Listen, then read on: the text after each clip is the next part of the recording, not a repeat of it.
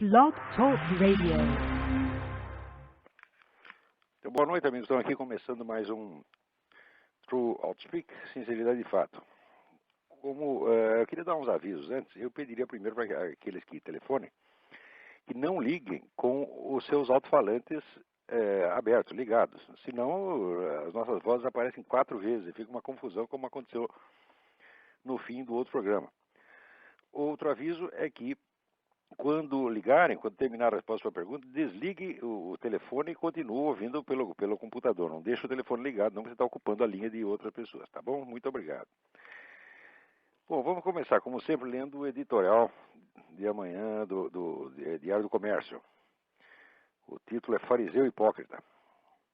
O uso pejorativo da palavra raça para designar um grupo não racial é o inverso de um insulto racista, pois deprecia os elos raciais que o racismo, por definição, exalta. A expressão é pejorativa precisamente porque reduz a afinidade política, espiritual ou cultural entre os membros de uma comunidade a um mero parentesco biológico, como se tratasse de um grupo de galinhas ou macacos.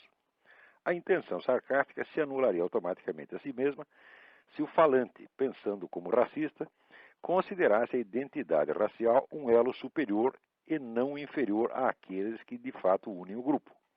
A expressão só é pejorativa porque não é racista. Qualquer pessoa que saiba ler tem de entender isso num relance sem precisar nem pensar. Já expliquei isso dias atrás, mas agora notei que os detratores do Sr. George Bornhausen, além de lhe atribuir uma intenção racista incompatível com o sentido mesmo das suas palavras, ainda a explicam reiteradamente pela origem racial e geográfica do senador catarinense, fomentando o preconceito contra os imigrantes germânicos e contra o Estado da Federação, e cometendo assim eles próprios, da maneira mais inequívoca, o crime de racismo. Raramente a receita de Lenin, xingue-os do que você é, acuse-os do que você faz, foi posta em prática de maneira tão exemplarmente literal. Se o senador não os processar por isso, deixando fora da cadeia esses delinquentes, terá se rebaixado à condição de cúmplice passivo dos seus próprios difamadores, além de cometer a injustiça de punir só o primeiro deles e deixar à solta a multidão de seus cúmplices, que nem têm, como aquele, a escusa da emoção momentânea, já que escrevem em parceria após longas deliberações coletivas. Penso aqui num deles em especial, o Sr. Dalmo Dallari. Escrevendo no Jornal do Brasil do dia 9, esse jurista de palanque afirma que o Sr. Bornhausen, ao designar seus inimigos petistas como raça, agiu, aspas, bem ao estilo dos nazistas quando se referiu aos judeus, fecha aspas. Mentira suja. Os nazistas jamais atacaram o povo judeu por ser uma raça, mas sim por não ser da raça deles. Nenhum nazista, aliás, nenhum racista de qualquer filiação, jamais depreciou a identidade de raça enquanto tal. Fazê-lo seria deixar ipso facto de ser racista. E chega a ser comovente que esse coroinha intelectual do untuoso demagogo Dom Paulo Evaristo Arnes, tendo feito carreira na ostentação de catolicismo, rotule de nazista o mesmo giro semântico utilizado por Jesus para qualificar seus discípulos relapsos de raça de víboras. Mas não pensem que a hipocrisia desse fariseu desprezível se contente com isso.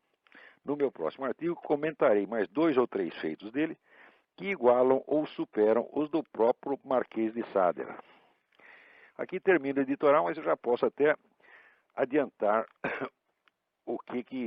mais ou menos o que vai vir nesse artigo.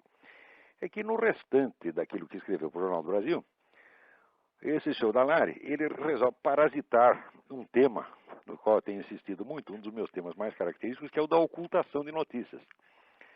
E ele, usando esse mote, ocultação de notícias, parasitando a expressão, acusa então a imprensa de ser direitista e ocultar notícias, né, que seriam do interesse da esquerda. E ele dá aqui 3 exemplos. Notem bem que quando eu falo de ocultação de notícias, eu estou falando de ocultação de milhares de notícias, e de notícias da mais alta importância, como o genocídio de cristãos no mundo ou a existência do Foro de São Paulo, que é a entidade mais poderosa da América Latina. O indivíduo usa a mesma expressão, quer dizer, esse tipo parasitário de linguagem bem característica de trapaceiro, e usa a mesma expressão para reclamar que a imprensa não deu 3 notícias. Que notícias são essas? Em primeiro lugar, ele diz, a imprensa não noticiou os manifestos a favor do Emir Sader.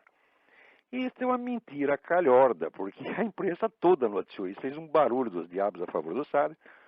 Então o sujeito está simplesmente mentindo, quer dizer, e mentindo e sabe que está mentindo. Porque ele mesmo, como um dos signatários desse manifesto, é impossível que ele não tenha lido isso na mídia. E, em segundo lugar, ele reclama que foi feito esse pessoal de direitos humanos, entre aspas, fez um manifesto a favor de policiais que foram mortos, né, em defesa da honra de policiais que foram mortos por bandidos, etc, etc. E ele reclama, tá vendo? Dizem que nós só falamos mal dos policiais, só perseguimos os policiais, mas na hora que nós fazemos um manifesto a favor deles, ninguém notifica. Esse pessoal tem 50 anos de trabalho contra a polícia, 50 anos de defender bandido e criminalizar a polícia. Depois de tudo isso, depois de ter feito campanhas, barulho dos diabos, leis para amarrar as mãos das polícias, entregar os policiais inermes nas mãos de assassinos, daí fazem um manifestinho e querem que seja noticiado. Esse manifestinho não tem importância nenhuma, isso é uma babaquice, tá certo? Isso é simplesmente uma camuflagem, né? Então, assim, no noticiário é porque a notícia é realmente desprezível. Agora, o terceiro é o mais bonito de tudo, porque ele diz, olha, todo mundo denunciou esse caso do dossiê anti-tucano que teria sido comprado pelo PT, mas todo mundo ocultou o conteúdo do dossiê, ninguém revelou. Quer dizer, ele coloca isso como se fosse uma ocultação criminosa. Na verdade, se o dossiê é criminoso, o seu conteúdo é criminoso, e divulgá-lo seria simples. Se a imprensa o divulgasse, a imprensa toda estaria cometendo o mesmo crime. E era isto mesmo que esse canalha queria.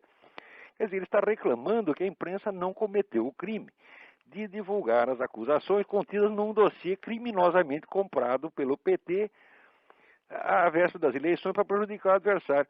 Ora, mas faça-me um favor, isso já diz que é jurista? Tu não é jurista coisíssima nenhuma da onda lá. Tu é um embrulhão, tu é um velho sem vergonha, é isso que você é. Eu desafio você para discutir comigo e provar, tá certo? Essas coisas que você diz que a imprensa ocultou o manifesto Pro-Sader, né? Que este manifesto policiais mostra, a favor dos policiais, mostra que vocês nada fizeram contra a polícia ao longo desses 50 anos, e que a divulgação do dossiê criminoso não seria ela própria criminosa. Ora, faça-me um favor, onde é que nós vamos parar? Agora, esse sujeito não apenas pós de jurista, mas ainda era uma das figuras como diz, da igreja, né? Um dos representantes da igreja. Faça-me um favor. Quer dizer, até quando o Brasil vai ter paciência com este tipo de salafrário, de vigarista intelectual barato? Quer dizer, o número dessas pessoas e a cara de pau deles é assim incalculável. Bom, mas para vocês verem que não é só no Brasil que acontece essas coisas. Essa semana aconteceu dois negócios incríveis aqui. O primeiro é que apareceu um professor, ex-professor da North Carolina University, simplesmente pregando que os negros deviam matar todos os brancos. E apareceu na televisão dizendo isso, né? Logo depois, apareceu aqui pela internet, apareceu um link em que se via lá o Nelson Mandela cantando uma musiquinha que também dizia que é para matar todos os brancos. Quer dizer, que história é essa? Agora a pregação de genocídio se tornou, vamos dizer, um direito, né? Mas, na mesma semana, coincidência ou não, aconteceu que o senhor Nelson Mandela divulgou uma nota a respeito de um filme recente feito na África do Sul pelo Leonardo DiCaprio. O Leonardo DiCaprio foi lá e fez um filme sobre o trabalho escravo nas minas de diamante no tempo do Apartheid, né? E, muito inocente, achou que o Mandela ia ficar deliciado com o filme. Bom, para grande surpresa dele, o Nelson Mandela ficou louco da vida e emitiu uma nota oficial dizendo que aquilo é tudo a mentira, a difamação, etc, etc. Bom, por que ele fez isso? Porque ele tinha, a sociedade tinha parceria com essas firmas do diamante. Não só ele, como o próprio Partido Comunista viveu da exploração do diamante e do trabalho escravo durante décadas. E este filho de uma puta ganhou o Prêmio Nobel da Paz, meu Deus do céu. Onde é que nós vamos parar, né? Agora, você vê que toda esta campanha, né, supostamente antirracista, que na verdade é racista, toda ela se baseia numa imensa falsificação. Quer dizer, já entrou no senso comum a ideia de que os negros africanos foram vítimas inermes dos europeus e de que os europeus, os brancos de modo geral, estão em dívida com eles. Ora, dívida por dívida, vejam o seguinte. Os muçulmanos, entre os quais havia uma quantidade enorme de negros africanos, eles invadiram a Europa e começaram a fazer escravos lá pelo menos 8 séculos antes de que os europeus se metessem na África. E a totalidade do tráfico de escravos, vamos dizer, da Europa para o mundo muçulmano é imensa. Quer dizer, não chega assim, vamos dizer, calcular por baixo, algo entre 3 e 5 milhões de pessoas. Existem várias fontes para o estudo disso, e uma delas que eu recomendo é o livro Paul Bepler, B-A-E-P-L-E-R, que se chama White Slaves, African Masters. Este é um assunto que, como esteve proibido durante muito tempo, só agora começou a aparecer nos estudos universitários. Então ninguém quer tocar no assunto. Mas, na verdade, a escravização dos europeus por muçulmanos, inclusive negros, é muito anterior à chegada dos europeus no mundo africano. Então, indenização por indenização, eles teriam que pagar muito maior. Agora, o tipo de campanha, o tipo de movimento político que vive de uma falsificação histórica deste tamanho, vive da ocultação de 8 séculos de história, é em si mesmo um crime. Então, essa argumentação toda dessa gente não tem nem que ser ouvida, isso é uma coisa absolutamente desprezível. E quem quer dizer que qualquer indivíduo de origem europeia que seja acossado por esta cobrança, tem que responder, olha, vai enganar sua mãe, sua avó, sua tia, eu não lhe devo nada, eu não escravizei ninguém, meus antepassados foram escravizados por vocês muito antes, tá certo? E se depois outro fez a mesma coisa com você, fala, bom, então deu 0 a 0, né? Muito bem. Mas, se esse tipo de falsificação fosse somente com relação ao passado, tudo bem. Mas vejam o que aconteceu também nesta mesma semana.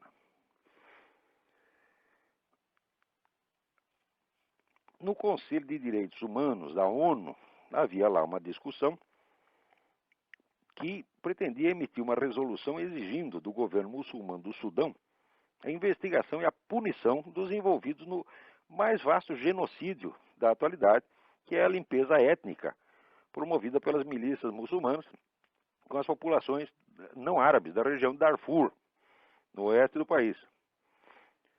Parece que o negócio lá já chegou a 200 mil mortos e 2 milhões e meio de refugiados. Muito bem, então queria fazer uma declaração exigindo do governo a investigação e punição desses crimes hediondos. A resolução deixou de ser aprovada por 2 votos. E houve 4 abstenções. Uma delas vinha de quem? Do Brasil. Ou seja, o Brasil não acha importante investigar o genocídio e punir o genocídio, né? E ele preferiu, vamos dizer, se alinhar com os países que ficaram contra ou se abstiveram, como a Arábia Saudita, China, Cuba, Paquistão, Rússia, Zâmbia. Quer dizer, diz-me com quem andas e eu direi quem és. O Brasil é exatamente isso hoje. O Brasil é um servidor de ditaduras genocidas, tá certo? Está alinhado com elas e não abre. Ele tem um amor sem fim por esta coisa, né? Olha, se vocês quiserem mais detalhes sobre esse negócio do Mandela com os diamantes, vocês procurem na revista The New Republic, www.tnr.com, um artigo de um autor chamado Isaac Chotiner, C-H-O-T-I-N-E-R.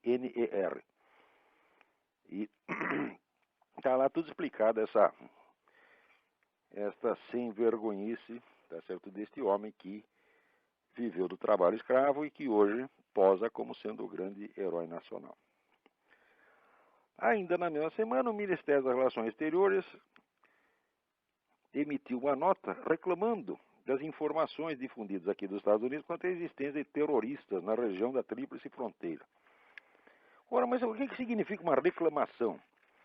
Uma informação, não tem sentido reclamar contra uma informação. Uma informação se desmente com provas. O seu fato é que o Departamento do Tesouro aqui emitiu uma montanha de informações sobre esses canais de dinheiro. E não é só a informação. Um desses canais, vai fazer algumas semanas atrás, foi até fechado. Quer dizer, tinha lá um canal que saía dinheiro aí da Tríplice Fronteira e ia parar no Hezbollah. Os camaradas descobriram toda, vamos dizer, a conexão bancária e conseguiram parar com esse negócio, tá certo? Então pegaram mesmo o dinheiro, assim, pegaram o pessoal com a boca na botija. Quer dizer, agora o governo brasileiro reclama de informações, quer dizer, isso é reclamar contra a realidade. Está na cara que esses terroristas estão aí. E o que o governo brasileiro quer fazer é disfarçar. Por quê? Porque ele está interessado nisso, ele é cúmplice desta coisa. O Brasil é cúmplice de todas as organizações do Foro de São Paulo. Ele está comprometido com isso, Lula está comprometido com isso, assinou 1000 vezes promessas de solidariedade aos caras, ele simplesmente não pode voltar atrás. Então ele está cumprindo o papel dele de office boy do Foro de São Paulo, office boy de terrorista, que é isso que é esse presidente brasileiro. Sendo assim, também não é de estranhar que o Hugo Chávez tão logo venceu as eleições, tenha ido correndo tramar não sei o que com o Lula. Né? Não sei que nos mesmos dias sai esta entrevista falando do novo conceito de propriedade que o Chávez pretende implantar na Venezuela. Quer dizer, novo uma pinóia. Isso é o velho conceito soviético de propriedade, resguardando alguns pedacinhos para a propriedade privada, como tinha na própria Constituição Soviética. Né? Mas, de fato, a eliminação da propriedade privada no continente não está acontecendo só na Venezuela. Você vê, no Brasil, o que o sujeito paga hoje, vamos dizer, para transmitir uma propriedade, no caso do inventário, é 50%, 60% do valor da propriedade. Quando saiu a nova legislação sobre isso, eu creio que uns 2 ou 3 anos atrás, o meu amigo Fernando Lobo Dessa, que é um grande advogado tributário de São Paulo, ele fez os cálculos e ele disse que isso aí, em 2 gerações, eliminará totalmente a propriedade territorial privada no Brasil. Ora, esta eliminação lenta por meio da taxação é exatamente a fórmula que Karl Marx recomenda. Quer dizer, nenhum desses grandes líderes comunistas era louco de achar que você podia chegar numa mesa e fazer um decreto e dizer está acabada a propriedade privada dos meios de produção, está acabada a propriedade territorial da terra. Isso aí só na cabeça de brasileiro, só brasileiro é que pode imaginar que comunismo é isso, e que, portanto, quando ele não vê isso é porque não tem comunismo. Ora, Karl Marx propunha exatamente a taxação progressiva que tornasse inviável a propriedade privada. E isto já está sendo aplicado no Brasil. Quer dizer, por que estão tão assustados com o Hugo Chávez? É só porque o Hugo Chávez dá nome aos bois? É só porque ele diz o que ele está fazendo? Porque no Brasil a pessoa faz uma coisa e diz outra? Na verdade, o sistema brasileiro de eliminação da propriedade privada é muito mais eficiente do que o do Hugo Chávez. É praticamente infalível. E Karl Marx dizia que a eliminação da propriedade privada tinha que ser feita ao longo de muitas gerações. Presta atenção, muitas gerações. Ele pensava umas 7 ou 8 gerações.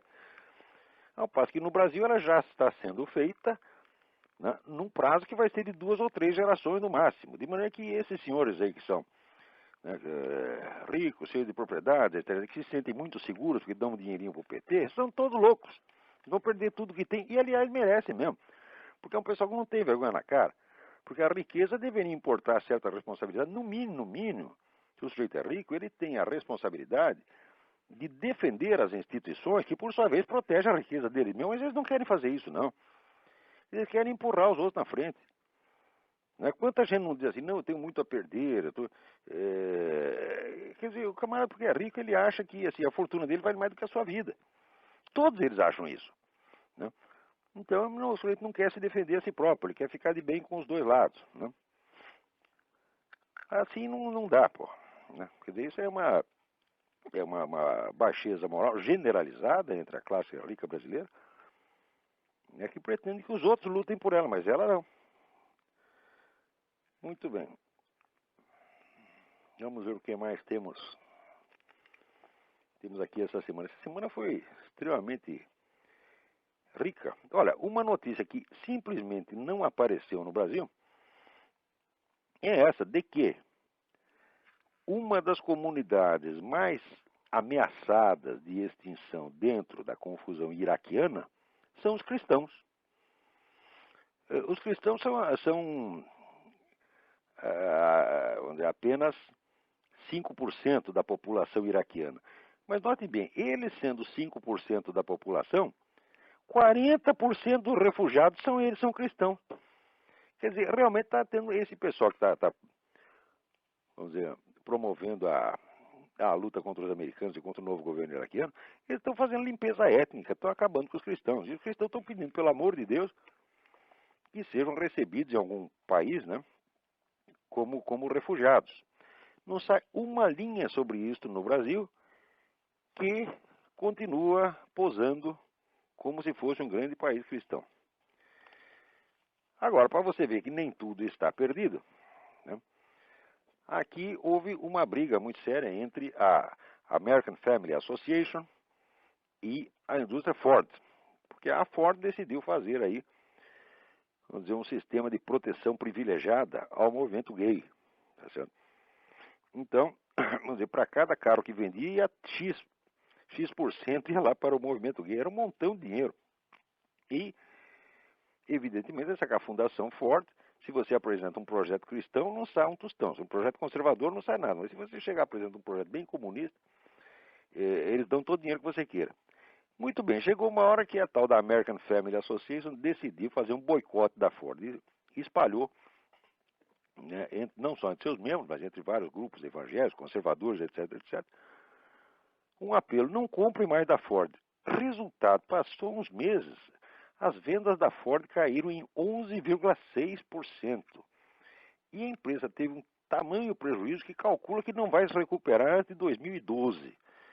É claro que não foi só o boicote que causou isso, mas o boicote entrou nisso por uma boa proporção. Então, a American Family Association já diz: olha, se você parar de dar tratamento privilegiado para os gays, se você tratar todo mundo com mais justiça, né, nós vamos parar o boicote. Eu acredito que a Ford vai acabar afinando, como vários grupos, né, afina aqui. Recentemente o Walmart também havia... O Walmart é uma coisa terrível, porque o pessoal da esquerda quer acabar com o Walmart. Então estavam fazendo a campanha contra ele, alegando negócio de leis trabalhistas, essa coisa toda. Mas era um negócio de uma violência atroz. Daí o Walmart apelou para os seus clientes, né? Dizendo: não precisamos de apoio, etc, etc. Eu, bom, até assinei um manifesto em favor do Walmart, porque o Walmart é uma coisa espetacular, né? As coisas são vendidas a preço de banana lá, quer dizer, o Walmart é o mercado preferencial do João Ninguém, né? Então quem tem pouca grana tem que comprar no Walmart. A existência do Walmart, para a população de renda mais baixa aqui nos Estados Unidos, é uma benção, né? Então assinei lá um manifesto em favor do Walmart. Passa 2 ou 3 semanas, entra o Walmart nessa campanha sórdida de eliminar a expressão Merry Christmas e botar só Holidays. Daí, evidentemente, também a mesma entidade, American Family Association, ameaçou de fazer 2 dias, notablemente 2 dias de boicote ao Walmart. Seria uma quinta e um sábado. Então, dizendo, não compro no Walmart nos dias tais. Chegou na véspera do boicote, o Walmart já afinou: não, pelo amor de Deus, Merry Christmas para todo mundo. Então, às vezes, esse ativismo, quando a gente diz um basta, funciona. Mas não pode ser só na base da discussão, na base do bate-boca, da guerra cultural. Não, tem que ter uma ação efetiva que doa no bolso. Tá certo? Agora, campanhas como essa não funcionam por quê? Porque ao longo dos últimos 30 anos, né, entre a população que vai de 18 a 25 anos, o número daqueles que se dizem esquerdistas, ou liberals, como se diz aqui nos Estados Unidos, caiu em 12%, ao passo que o número daqueles que se dizem conservadores cresceu 143%. Quer dizer, o movimento conservador está num crescimento tremendo aqui. E não se deixem iludir por esse recente resultado das eleições, porque o Partido Democrata, na hora H, apelou ao expediente de pegar candidatos conservadores. Né? E o partido que faz tanta aquela campanha contra a teocracia, um dos candidatos de mais sucesso foi um candidato índio que eles lançaram, né? E o índio assim, é tão conservador que ele já começou o discurso dele dizendo: eu agradeço ao meu Senhor e Salvador Jesus Cristo, etc, etc. Quer dizer, isso aí seria, um pouco tempo atrás, seria anátema no Partido Democrata, mas agora eles precisam de conservadores para eleger.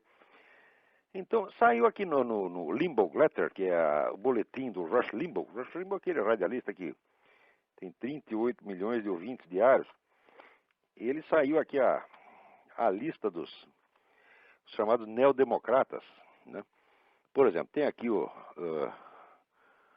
senador Jim Webb. O senador Jim Webb aqui da Virgínia. Ele venceu, né,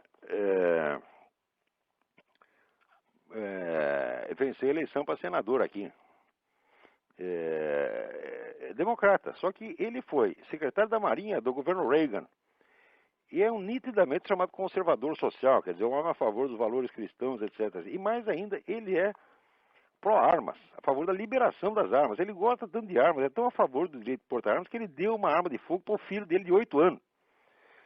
Quer dizer, quando se veria um sujeito desse ser eleito no Partido Democrata uns anos atrás? Não tinha essa gente, né? Daí está aqui, ó, Bob Casey, da Pensilvânia, é um dos líderes do movimento anti-aborto. Né? E assim tá lá a lista no boletim do Limbaugh. Então, o que o Partido Democrata fez? Decidiu parasitar o prestígio dos conservadores. Só que isso é uma coisa muito canalha. Por quê? Chega na hora H, esses conservadores todos, eles vão ter que votar de acordo com o que a liderança decidiu. Chega a dona Nancy Pelosi e diz, olha aqui, tem a questão tal, está sendo discutida, você vai ter que votar assim, assim, assim, assim, assim. Por mais conservador que você seja, vai ter que obedecer a Nancy Pelosi, que é comunista pra caramba, entendeu? Então, esse pessoal todo, vamos dizer, ele está servindo a seus inimigos. Quer dizer, o sujeito, pela chance dele ser eleito deputado ou senador, ele aceita estar num partido que é um partido que está contra o próprio país dele. Mas que foi uma manobra bem feita do Partido Democrata, foi. E que isso não representa de maneira alguma a guinada à esquerda. Isso não representa mesmo. Só na cabeça de brasileiro pode-se entender a coisa desta maneira. Muito bem, agora vamos lá aqui responder alguns e-mails que chegaram. E depois de responder os e-mails eu vou abrir aí os microfones para quem está esperando para falar. Mas antes disso tem mais um negócio aqui. Dentro, vamos dizer, desta imensa esse projeto de nova civilização mundial que esse pessoal da ONU e os Rockefeller, essa gente toda está implantando no mundo, é preciso ver que tem aí, vamos dizer, está embutido não só uma neutralização das soberanias nacionais, mas também, vamos dizer, a modificação do panorama moral e religioso do mundo, uma reforma tão radical, que tudo que antigamente era considerado contra valores ou antivalores, agora vão ser os grandes valores que estão, vão orientar a vida das pessoas. Né? Para vocês terem ideia de até onde pode vir isto, vocês viram que na Holanda está havendo um fenômeno de que os velhinhos estão fugindo do país por medo da eutanásia. Porque tem havido muito caso de eutanásia lá, e na maior parte dos casos, quem pede para o doente terminal ser liquidado não é ele, não, é a família. A família está com o saco cheio de sustentar o velhinho, simplesmente manda matar. Né? Então está havendo uma debandada de anciãos da Holanda. E, note bem, a eutanásia como o aborto, né? Por enquanto a ONU aqui faz campanha a favor das duas coisas. Atualmente ela já está criminalizando a resistência ao aborto. Logo estará criminalizando a resistência à eutanásia. Mas antes mesmo que a ONU faça isso em escala mundial, o governo da Inglaterra já decretou que se o médico é ordenado a fazer uma eutanásia e se recusa, ele pode ir para a cadeia. Tá certo? Então, quer dizer, o dever sacrossanto de matar os velhinhos. Esse é um dos valores, né, que serão implantados na nova civilização. Antes de 20 ou 30 anos, nós vamos estar vivendo num universo totalmente modelado por esses novos valores, por essa contra-religião, por essa religião satânica que esse pessoal está promovendo. Para isso, por exemplo, no Brasil já vão fazer agora, está anunciado aqui, já deve ter sido, o primeiro Fórum Espiritual Mundial. Foi realizado de 6 a 10 de dezembro na cidade de Brasília. Brasília já é a capital universal da macumba, né? Então é um bom lugar. Eu não sei o que deu esse Fórum Espiritual Mundial. Começa pequenininho, isso aí não teve muita repercussão, mas logo isso aí vai ser um acontecimento de grande envergadura. E os fundamentos da nova civilização né, serão aí plantados, né, para que os grandes gênios que vão iluminar a humanidade do futuro, uma nova religião, está aí o Leonardo Boff e outros desta mesma raça de filhos da puta, tá vendo? Então, também nesse mesmo sentido, né, a Câmara aprovou o projeto de lei que torna crime a discriminação ou preconceito contra pessoas por sexo, gênero, orientação sexual e identidade de gênero. Ora, mas quem é que define o que é o preconceito? Qual é o limite da coisa? São eles mesmos que definem. Isso quer dizer que você simplesmente dizer que não gosta, tá certo? Ou dizer que é contra, vai ser crime. Você simplesmente não pode ser contra, você é obrigado a ser a favor. E não tenha dúvida que vai ir muita gente para cadeia, simplesmente porque não gostou, não gosta do negócio do homossexualismo. Tem que gostar. Quer dizer, o homossexualismo obrigatório, que antigamente era matéria de piada, agora vai estar implantado por lei federal, porque tem que ser o homossexualismo pelo menos teórico. Você não é obrigado a praticar, mas você é obrigado a gostar. E se você não gostar, você tem que expressar o seu desgosto em casa, num círculo privado, em voz baixa, você tem que sussurrar. Dizer, olha, eu não gosto. Mas não conte para ninguém. Se você contar para o seu vizinho, você pode ser denunciado. E daí você vai, sim, não estou brincando, não. Não estou brincando, não estou pensando que eu estou fazendo piada. Você vai ver que logo, logo as pessoas irão para a cadeia porque disseram que não gostam disso. Então, quer dizer, olha, para mim a coisa mais absurda do mundo, o simples fato de haver uma política, um movimento político baseado numa preferência sexual já é uma coisa absurda. Né? Por que não tem um movimento em favor dos sadomasoquistas? Tá certo? Um movimento em favor dos pedófilos, os pedófilos já tem, tá certo? Já tem aqui nos Estados Unidos, tem na Holanda, tem na Inglaterra, né? E vão não só legalizar a pedofilia, mas vão criminalizar a oposição a ela. Pode ter certeza disso. Isso não vai passar 5 ou 6 anos que isso acontece. Quando eu faço essas previsões, não são previsões, não é previsão, não é eu que estou prevendo. Isso está no programa dessa nova ordem mundial. Está anunciado. Nós faremos em tanto tempo. E eu apenas estou dizendo onde é a coisa conforme estou vendendo o peixe pelo preço que eu comprei. Muito bem. Vamos responder aqui alguns e-mails. Tem uma pilha de e-mail aqui. Eu gostaria imensamente de responder todos, mas vou ter que pegar aqui. Olha aqui. Giovanni T. Cruz pergunta: qual a situação do Partido Comunista nos Estados Unidos? A pergunta é interessante, porque você vê um tamanho crescimento da esquerda aqui, um poder tão grande da esquerda aqui, naturalmente surge essa curiosidade. A resposta é a seguinte: o Partido Comunista dos Estados Unidos sempre foi muito pequeno. Ele, em matéria de número de membros, eu acho que ele não chegou a 80 mil na sua fase mais áurea. Por que foi assim? Porque já nos anos 30, o Stalin fez uma estratégia diferenciada para o Partido Comunista Americano. Ele achava, com razão, que seria muito difícil você coordenar, vamos dizer, uma operação revolucionária do outro lado do mundo, dentro dos Estados Unidos, sob uma fiscalização policial intensa e contra a opinião dominante da mídia. Isso é muito difícil. Então, ele decidiu que a função do Partido Comunista Americano não seria organizar o proletariado para fazer uma revolução, mas, ao contrário, seria organizar as classes ricas, os ricos e famosos, para que coletassem dinheiro para o partido e para os movimentos e para que dessem respaldo moral às iniciativas do partido. Para isso era absolutamente essencial que essas pessoas não fossem membros do partido, mas que fosse aquilo que se chama companheiro de viagem. Então, resultado, o Partido Comunista tinha pouquíssimos membros, mas tinha um número enorme de companheiros de viagem, entre os quais você tinha deputados, senadores, banqueiros, governadores de estado, os grandes produtores de Hollywood, milionários, celebridades, praticamente as celebridades aqui eram 90% pró-comunistas e trabalhavam para o Partido Comunista sem jamais ser membro. Então, é uma coisa paradoxal, porque o Partido Comunista oficialmente, materialmente, era nada. Mas culturalmente e psicologicamente era tudo. Era e é tudo. Porque você vê, tudo o que essa elite americana está fazendo ainda é a execução fiel do plano estratégico de Stalin traçado na década de 30. Até por automatismo, o pessoal continua fazendo a mesma coisa. Então, o Partido Comunista Americano, dos partidos comunistas existentes, era o mais fraco, mas, de certo modo, era o mais forte. É um negócio fantástico. Se você quiser alguma indicação sobre isso, você leia aquele livro Double Lives. Puxa, agora até esqueci o nome do autor. Ô, droga, esqueci mesmo. Mas prometo te dar numa próxima vez, tá bom? Vamos ver o que mais temos aqui. Tem um leitor, Rodrigo César Banhara. Diz que ele perguntou ao príncipe Dom Bertrand do Leão de Bragança o que ele pensa de mim. E o príncipe respondeu, não, o Olavo trata apenas dos aspectos políticos. Não é verdade isso, Dom Bertrand. Eu gosto muito do senhor, tenho a maior apreciação, acho que o senhor é um dos poucos brasileiros realmente patriotas que existem nessa droga.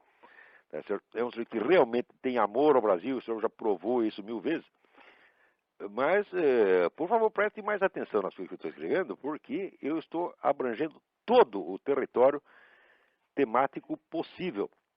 Isso aí vai dos aspectos culturais, filosóficos, religiosos, sociológicos, etc, etc, etc. Não estou, agora, se pretende, se o indivíduo acompanha só os meus artigos num determinado jornal e quer saber o que eu estou fazendo, bom, ele vai ter uma visão limitada. De qualquer maneira, não estou falando nada contra o príncipe Dom Bertrand, não, ao contrário, eu gosto muito dele, eu acho uma pessoa muito boa, um homem que transpira honestidade. E mais ainda, é o brasileiro que eu conheço que mais conhece o Brasil. Ninguém estudou os problemas brasileiros como Dom Bertrand. Você pega ele e pergunta sobre qualquer coisa. Diz, olha, eu quero saber aqui como é que é a economia da plantação de abobrinha em São Tomé das Letras. Ele sabe tudo. O homem é muito impressionante. Faz tempo que não existe mais brasileiro desse tipo. Antigamente tinha aqueles camaradas entusiasmados pelo Brasil, que estudavam tudo. Ele é um deles. Muito bem. Agora, aqui o Gustavo Loureiro pergunta o que eu acho desse negócio de ser assaltado ministro supremo do Tribunal Federal. Fala, daqui a pouco o Gilmar Mendes foi assaltado. Fala, é ótimo. Tem que assaltar todos. Tem que assaltar os ministros do Tribunal Federal, tem que assaltar os deputados, tem que assaltar o presidente da República. Daí quem sabe a pessoa entende o que está acontecendo nesse país. Porque enquanto quem está sendo assaltado é o Zé Ninguém e esse pessoal está muito confortável lá em Brasília, né, eles não percebem, quer dizer, que a importância do problema. Eu acho que esse problema de violência no Brasil ultrapassou de há muito a margem do tolerável.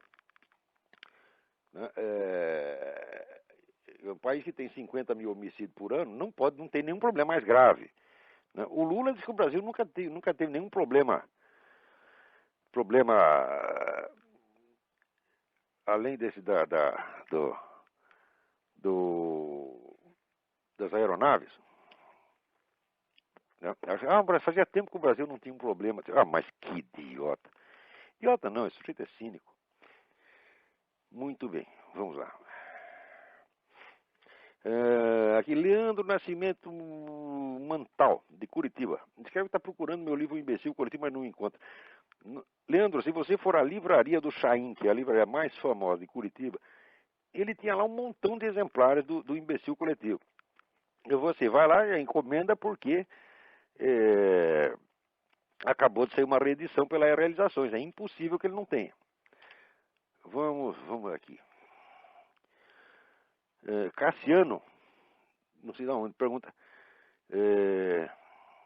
Queria saber quais as principais influências que o senhor recebeu de Max Scheler e Ortega y Gasset. Isso é muito fácil. Quer dizer, com o Max Scheler eu peguei sobretudo a ideia da sociologia do conhecimento, que foi ele o verdadeiro criador, depois a ideia foi explorada pelo Karl Mannheim. Mas a ideia mesmo foi do Max Scheler, e todos nós temos uma dívida com ele. E do Ortega y Gasset eu peguei sobretudo esta ideia de que a filosofia deve se articular muito em torno da vida pessoal do próprio filósofo. Quer dizer, a vida pessoal do filósofo é uma interpretação que ele dá à sua filosofia.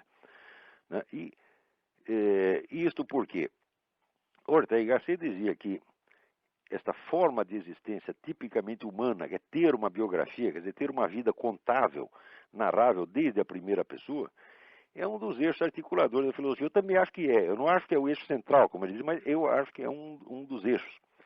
E eu acho que a filosofia que não se justifica na vida pessoal do filósofo é porque ele não acredita nela. E se ele não acredita nela, por que nós deveríamos acreditar? Né? Eu acho assim que você pode admitir que o indivíduo tem uma teoria científica na qual ele só acredita quando ele está trabalhando no laboratório, mas que não tem importância vital para ele na sua vida diária. Mas uma teoria filosófica não, a teoria filosófica é a interpretação da própria realidade existencial na qual ele está. Quer dizer, então a obrigação número 1 do filósofo é acreditar naquilo que ele mesmo está dizendo. Outra pergunta, aqui tem um ouvinte, Walter. A ideia do governo central não ser um legado degradado à tradição teocêntrica comum às grandes religiões?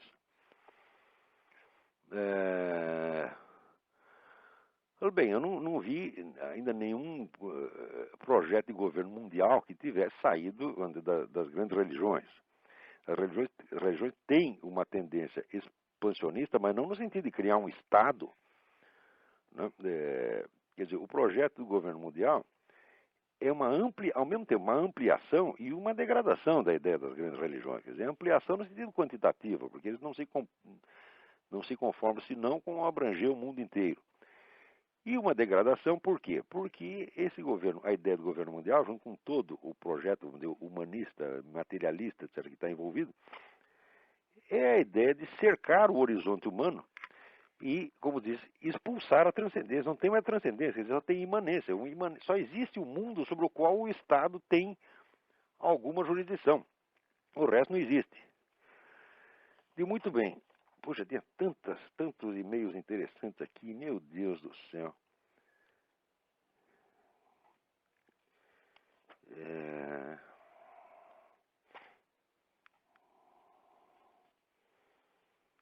Vamos lá.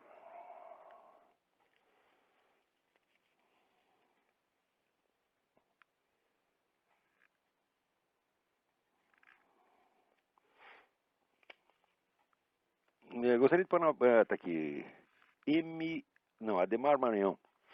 Gostaria de parabenizar por sua iniciativa com o talk show. Ouvi a gravação, achei fantástico. Muito obrigado. Mas eu queria para pedir um programa de estudo. O senhor já esboçou algo assim em vários seus artigos, de vez por outra são feitas referências nem solicitação de outros leitores. É fato que pela leitura de seus livros e artigos, além da série DVD atualmente à disposição no mercado, é possível ir muito longe. Eu digo, bom, muito bem, eu não acredito muito em programa de estudos, eu acredito mais ou menos em soluções soltas. O que se pode fazer é elaborar um plano pedagógico, mas o plano pedagógico depende muito de quem está no comando dele. Quer dizer, para cada pessoa teria que ter para cada pessoa, para cada grupo diferente, ou para cada professor, você teria que ter um plano mais ou menos diferente. Eu sempre comparo, vamos dizer, a atividade do professor, mais ou menos o músico hindu tradicional. O músico hindu tradicional, ele sabe uma série de trechos curtinhos que chamam ragas, mas ele não tem um programa do que ele vai tocar. Ele conhece alguns milhares de ragas, mas ele combina de acordo com a psicologia do freguês que está ouvindo. Mas que só pode tocar para 5 pessoas de cada vez, tá, né? Cada um vai ser uma combinação diferente. Eu acho que pedagogia é mais ou menos assim. Pedagogia é como psicoterapia. Você não pode ter um programa pronto. Você vai ter que dançar conforme a música. Você tem algumas linhas gerais, alguns esquemas gerais, também na música seriam as ragas, mas você vai ter que fazer combinações, infinitas combinações individuais. De qualquer modo, eu continuo trabalhando nisso e se eu não posso prometer um programa, mas vou continuar dando sugestões para isso, seja através dos artigos, seja aqui. Já estou vendo que vou ter que ampliar de alguma maneira a duração deste programa, porque já está sobrando e-mail aqui. Alguém pergunta que no caso dessa ascensão da esquerda, o senhor acredita que podemos passar, que o continente latino-americano pode passar um embargo econômico ou sofrer uma represália socioeconômica? Mas de jeito nenhum. Os americanos vão continuar passando a mão na cabeça de todos esses filhos da puta, como tem passado até hoje. Até o Hugo Chávez, né, eles tratam o Hugo Chávez muito bem. Se não tratasse muito bem, ele não estaria tão valente quanto ele está. Você pode ter certeza que se ele se permite ficar falando assim dos Estados Unidos, é porque está garantido que os Estados Unidos não vão fazer nada contra ele. Nem tem por que fazer, na verdade. Agora, Arthur Hens.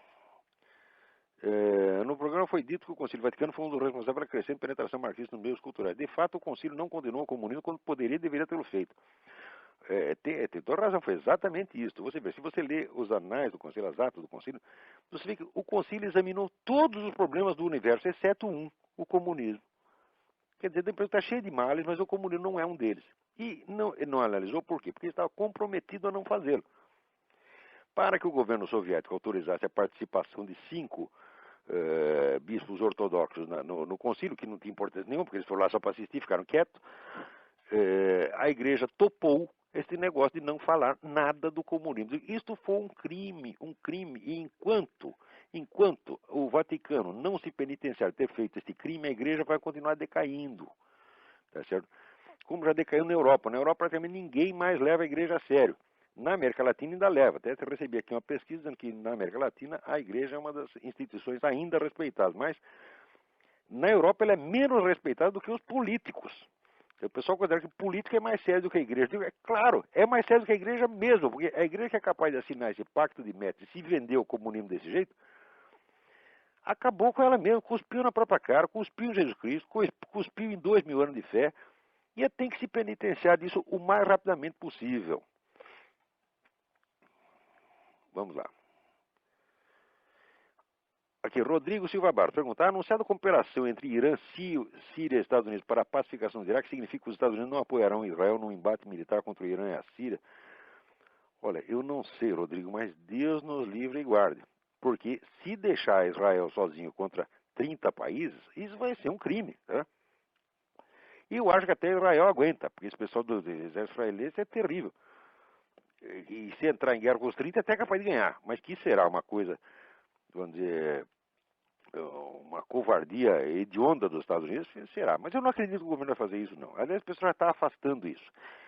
Quando esses democratas dizem, não, nós temos que tirar todos os soldados e entrar em conversações, conversa mole. Antes da eleição eu disse, se eles forem eleitos, eles não vão diminuir os soldados lá, eles vão mandar mais. Já estão discutindo como mandar mais. Porque aquele negócio é louco sim, pero não tonto. Quer dizer, é louco, mas não rasga dinheiro. Bom, vamos ver se tem alguma pergunta aí ao vivo. Quem está aí?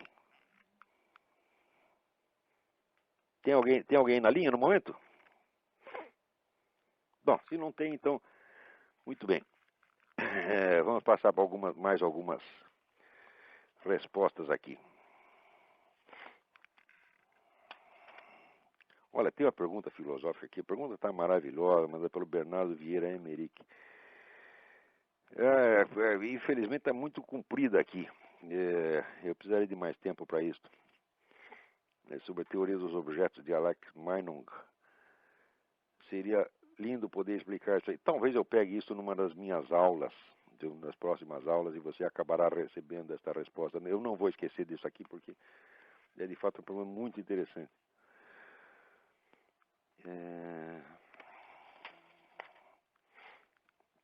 Vamos ver o que mais.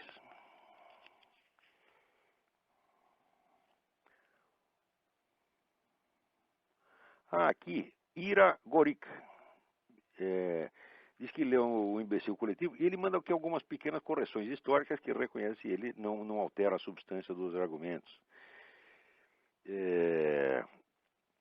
Ele diz que não foi a Guerra Civil Americana que começou a atacar populações civis, e que os gregos já faziam isso na Guerra do Peloponeso, que não foi e diz que não foi a Grã-Bretanha que iniciou o bombardeio das sistemáticas populações civis, que a Alemanha já tinha feito a mesma coisa. Ora, qualquer que seja o caso, obrigado por essas dicas, eu vou tentar corrigir no livro. Né? Mas se não der para corrigir, bom, isso aí não vai alterar a... Agora já saiu a segunda edição, talvez uma terceira possamos corrigir. Mas isso aí, como diz você mesmo, não altera, não invalida, né, a linha geral dos argumentos. Tem alguém na linha, vamos ver. Alô? Alô? Alô? Olá, Paulo. Sim, quem está falando? É Marcelo. Oi, Marcelo, tudo bem? Tudo bem? Eu estou no Rio de Janeiro e está dando um eco aqui, mas eu vou tentar fazer algumas considerações. Eu te agradecer aí a oportunidade de te ouvir, te parabenizar aí pelo programa. Obrigadão, mas vamos rápido, fazer temos 4 minutos só. Ok, uma sugestão. Até vai de encontro aí ao que foi solicitado ainda há pouco. Eu gostaria de ter uma área no teu site em que a gente pudesse contar com uma recomendação de livros de tua parte. Eu estou pensando Por outro nisso, lado, eu gostaria que você comentasse Pinochet no Chile. Não, o Pinochet é o seguinte, o pessoal está fazendo um barulhão com o negócio do Pinochet, tá certo? Mas o fato é que o Pinochet matou 3 mil adversários, dos quais a maioria armados. Não é isso? E quando ele saiu, ele deixou um país livre e próspero. Quer dizer, é claro que é uma ditadura, que uma ditadura é um negócio medonho, horroroso. Eu, se eu estivesse lá, eu fugiria, ou então eu iria para a cadeia. Eu seria um dos primeiros que ia estar na cadeia ou na lista dos mortos. Eu não ia parar de falar mal do velho um único dia. Mas, depois, quando a gente vê na retaguarda histórica, tá certo? Ora, esses 3 mil renderam ao Chile, tá certo? A liberdade e prosperidade que ele tem hoje. Agora, o Fidel Castro está lá há 40 anos, matou 100 mil pessoas. Saiu agora o livro, está preparado agora o livro negro da Revolução Cubana. O homem não é responsável por menos de 100 mil mortes, inclusive 15 mil